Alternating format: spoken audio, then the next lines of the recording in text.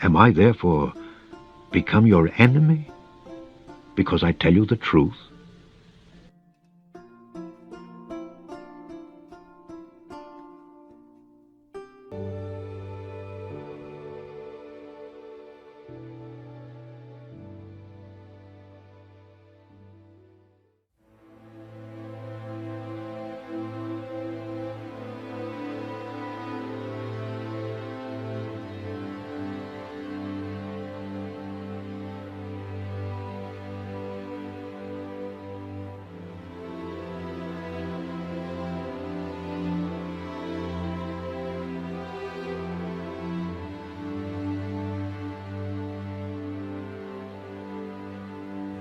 Many shall run to and fro.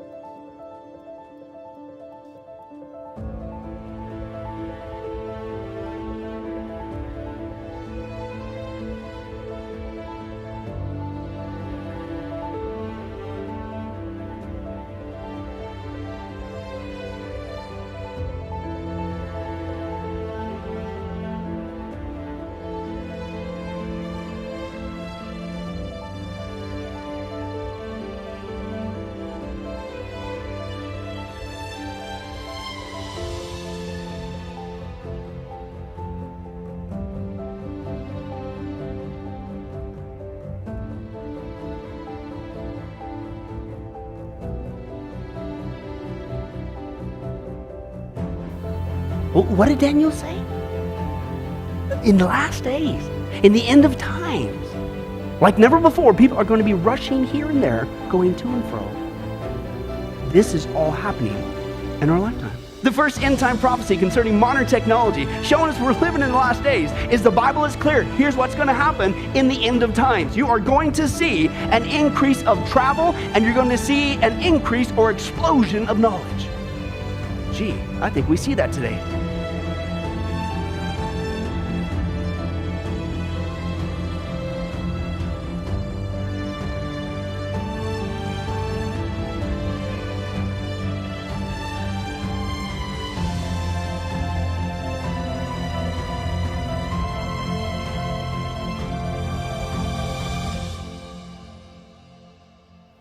It's not just local. People would be traveling all over the earth, and there would be an explosion of knowledge like never before when you're in that generation of the end times.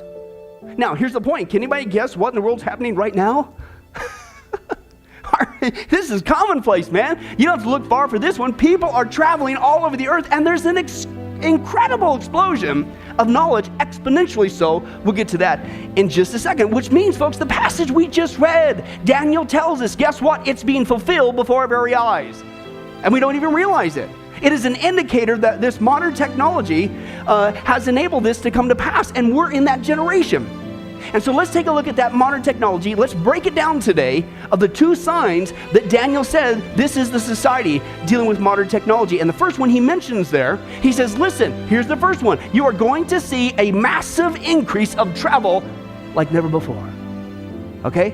You're going to see a massive increase of travel like never before. Now, in order to understand the prophetic significance of this, you have to put it in its historic context. When Daniel is writing down the words of this prophecy, nearly like 2,500 years ago. I mean, think about it, folks. The mode and means of travel has been basically the same for thousands of years. It's only in the last century alone, folks, that we see a major mega change in the ability to travel here and there, rush here and there, i.e. transportation. For instance, the fastest mankind could ever travel for thousands of years, stay the same, was about 30 miles an hour via horseback, okay? From Adam to Alexander the Great to Abraham Lincoln, transportation pretty much stayed the same, right? In fact, let me give you some interesting statistics. That's right. At the turn of the last century in New York City, get this, the major traffic concern was dead horses. It was, okay, because that was the major deal. And each year there were about 15,000 horses dying from exhaustion, beatings, and accidents. Yeah, so it was, they had their own car problems, okay? And believe it or not, they had their own air pollution too, okay, due to 1 million pounds of manure produced every single day from their exhaust problem from their transportation to horses, okay? And that's why, seriously, folks, back then they learned very quickly to keep their windows closed in New York City, especially during the summer, okay? That's what was going on. But here's my whole point in sharing that. Even till recent times, by and large, the major means of transportation for thousands of years was the horse. And it stayed the horse. That's it. Until now, in our lifetime. All in the last century alone, we have gone from the horse to the horseless carriage, i.e. the car. We've gone from a top speed to about 30 miles an hour to about 100 miles an hour. Hell, maybe more, but we won't go there.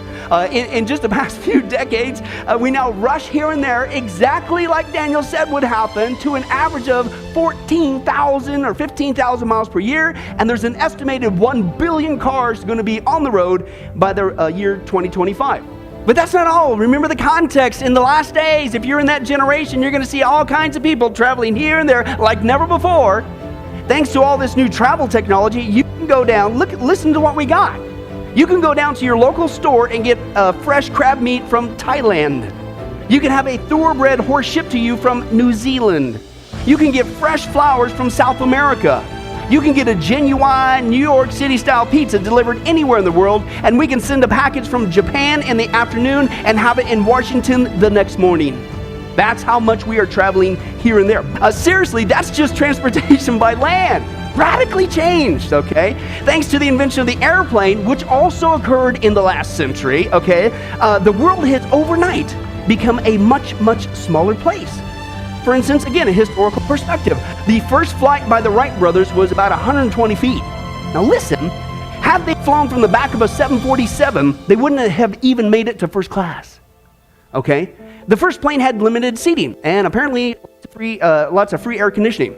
Okay, but a Boeing 747 can carry more than 400 passengers, fly 8,300 miles without refueling, has 6 million parts, 171 miles of wiring, 5 miles of tubing, and has a tail the size of a 6-story building. Okay, and because there are so many people traveling today, exactly like Daniel said was going to happen in the generation of the end times, the industry is making it even much easier for you and I to fulfill this prophecy, i.e. rush here and there. Okay, and for instance, you guys, remember the days when you used to have to go through a travel agent? Low tech. Okay, no, you don't need to do that. We skip that whole step. Okay, we go immediately to our computer, we order our plane tickets online, we even print out our own boarding passes on the computer, and for those of you wondering what's up with your loved ones flying, hey, worry no more. Thanks to the internet, we can follow a flight in transit, graphics and all. We can observe the speed, the altitude it's traveling. We can be told when it's arrived, and not just by the internet, but now we can be contacted via our cell phone. We don't even need to be around a computer to stay connected. In fact, this is wild. This is in our lifetime. But Daniel says, here's a couple things you better look for. If you're in that generation, that's the end of time. Here's what he says, Daniel chapter 12.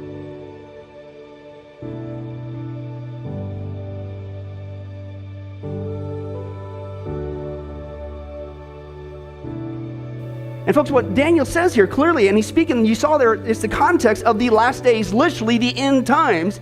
He gives us 2 indicators that you're in that generation. He said that it would be a time characterized by people traveling here and there all over the earth, because it's a context, is the globe. It's not just local.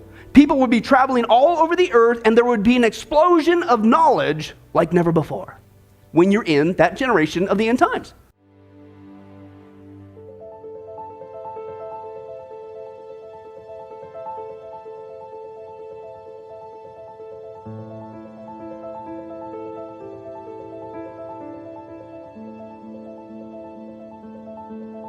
But that's not all. What's the second thing that Daniel talked about there of modern technology? He said, man, you're also going to see this massive increase of knowledge. Now again, to grab the context, you have to grab the context historically of when Daniel is writing this prophecy.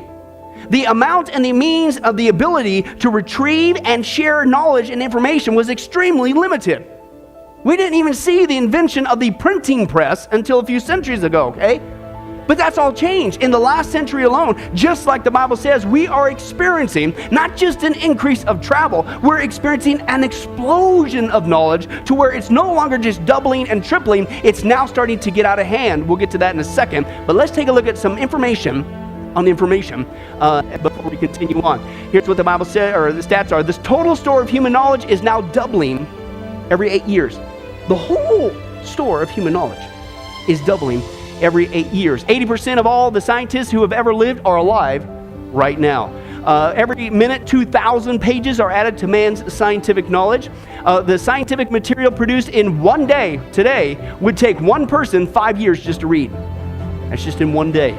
About 1 million new books are published every single year. Since 1970, computer technology has developed so fast that if the auto industry had developed at the same rate, listen, today you would be able to buy a Rolls Royce for $3 and you could fit 8 of them on the head of a pin. That's a little cramped in there. I don't want to get one. But anyway, I'll stick to my man bike. But anyway, that's right. And speaking of Rolls Royces and fitting them on the head of a pin, thanks to a new technology called nanotechnology, we can now construct motors that fit on the head of a pin, thousands of them. Watch this. This is pretty cool. This is a man-made motor, a motor so small that more than 6,000 of them would fit on the head of a pin. Welcome to the world of the nanometer, a unit of measure that is 1 billionth of a meter. A nanometer is pretty small. One of the best analogies that I like to use is to compare it with a human hair. If you take a hair off of the top of your head, you can see that it's very thin. And now if you take something that's 100,000 times thinner than that, that's a nanometer. Let's continue on. A weekday edition of any major newspaper we have today has more information than the average person living in the 17th century would have come across in their entire life. Oh, that's just one weekday edition. Listen, thanks to the internet, folks, we've got thousands of international papers at our fingertips anytime, all the time. Continue on. Every day, the equivalent of over 300 million pages of text is sent over the internet with millions of sites. About 1/2 of all medical knowledge is outdated every 10 years, and in some scientific fields, such as biotechnology, the cycle is less than 6 months. It becomes outdated. It's growing that fast. There are now watches that wield more computing ability than 1970s computer mainframes. Your watch is smarter than back then, okay? And ordinary cars today have more intelligence than the original lunar lander that was on the moon. We've got more intelligence in our cars today. And if you think the world's speeding up, folks, here's why. Things are now officially getting out of control. It's growing exponentially now. Let's take a look at some more information on information.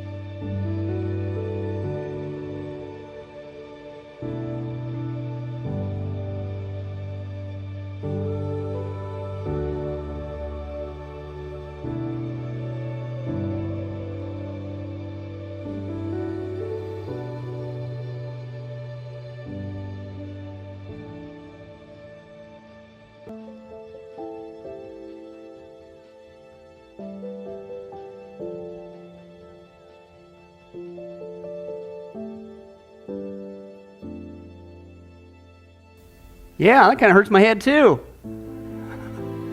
Ruth, great question. What in the world does all that mean? I don't know. I'm kind of thinking it means that we're experiencing a information explosion like never before, like Daniel said would happen in the end times. In fact, if you were paying attention, if you saw at the end of the video, this is what's really crazy, folks. Experts are saying that the technology is now growing so fast that we are headed for a serious danger. Check it out. The term they use is called singularity. Okay, now listen to this. Singularity is this. It's the term to describe the point where the technology is growing so fast that it actually spawns a type of super intelligence that far exceeds any human intelligence. Listen, and it then begins to take over the planet. It's an actual term, it's an actual fear that they're actually dealing with, which they're saying could happen very soon. Which means, if you're familiar with Hollywood, Terminator is a reality now. They're actually concerned about it. That's how much of an explosion of information we are experiencing. It's now getting out of control. And they said when this happens, when singularity happens, and they say it could happen very soon, quote, the human era will be ended and machines will take over. And the Bible says this. Here's the whole point. When you see these things take place, Christian, you better wake up. It's a sign you're living in the last days.